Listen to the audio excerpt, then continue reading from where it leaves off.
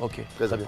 Alors, quel premier conseil pourriez-vous donner à un entrepreneur chrétien qui a juste une idée et qui veut se lancer, en fin de compte, dans la belle aventure de la création d'entreprise?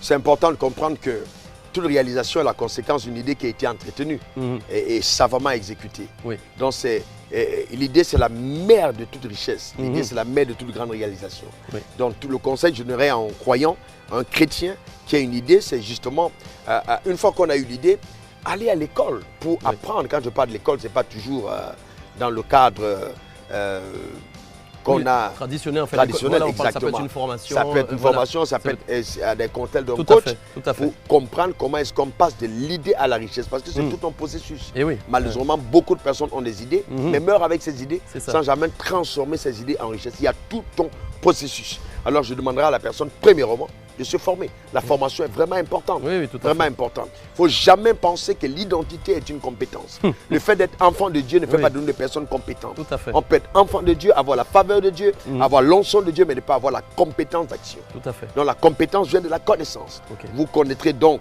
la vérité vous affranchira. Donc quand on a la connaissance, on a les clés pour avoir l'accès à l'abondance. Okay. Donc c'est très important, la connaissance. Très important. Tout à fait. Dans le couloir où justement on veut agir. Très bien. Alors, comment croire jusqu'au bout quand on sait que le parcours est parsemé d'embûches? On voit beaucoup de gens aujourd'hui qui, moi j'en vois justement à travers mon métier de coach aussi, ils arrivent, ils ont des motivations, on voit que tout de suite ils perdent espoir, la motivation baisse. Alors, qu'est-ce qu'on pourrait leur dire pour garder la motivation jusqu'au bout quand on a une idée, quand on a un projet qui commence? Premièrement, comprendre que la détermination, la décision fixe le but, mais ne l'atteint jamais. Oui. C'est la détermination qui l'atteint. Donc, il n'y a pas que les personnes décidées. Ce ne sont pas les personnes décidées qui réussissent. Ce sont les personnes déterminées. Oui. Et j'aime à dire, quand on regarde Dieu, Dieu, notre créateur, notre modèle parfait, il n'a pas réussi d'un coup. Adam n'était pas un succès. Adam a échoué. Il a fallu le second Adam. Donc, et si Adam a échoué et qu'Adam était une œuvre divine, on peut bien dire que Dieu a échoué en Adam. Mais cet échec cachait une réussite. Donc, il est important justement d'apprendre à avancer, même quand il y a des embûches, d'avoir une âme déterminée.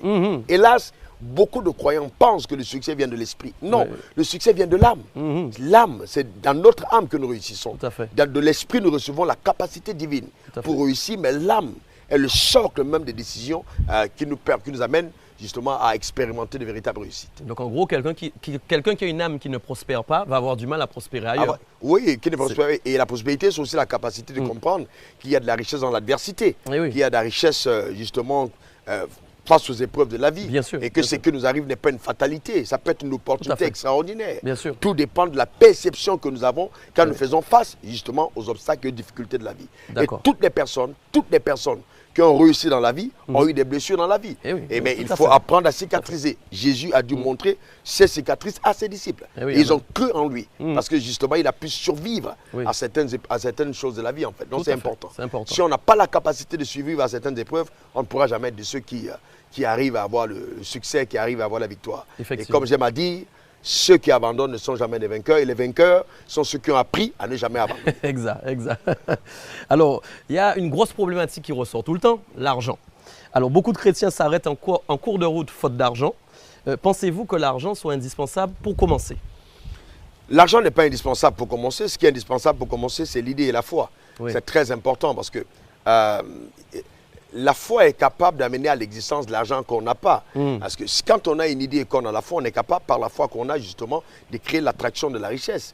J'ai une belle histoire dans la Bible de paralytique qui voulait arriver à Jésus, il n'arrivait pas à marcher. Il s'est fait porter par des personnes qui l'ont amené.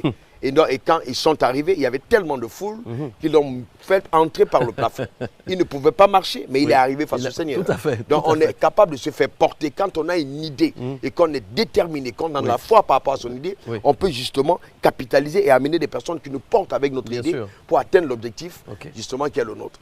Non, il ne faut jamais penser que ce soit l'argent qui nous fait réussir. Non, on a besoin de foi pour réussir. On n'a pas besoin d'argent. La foi est le seul réel antidote contre l'échec, pas l'argent. Il y a beaucoup de personnes qui ont beaucoup d'argent mais qui échouent. Mais quand on a la foi, on échoue jamais.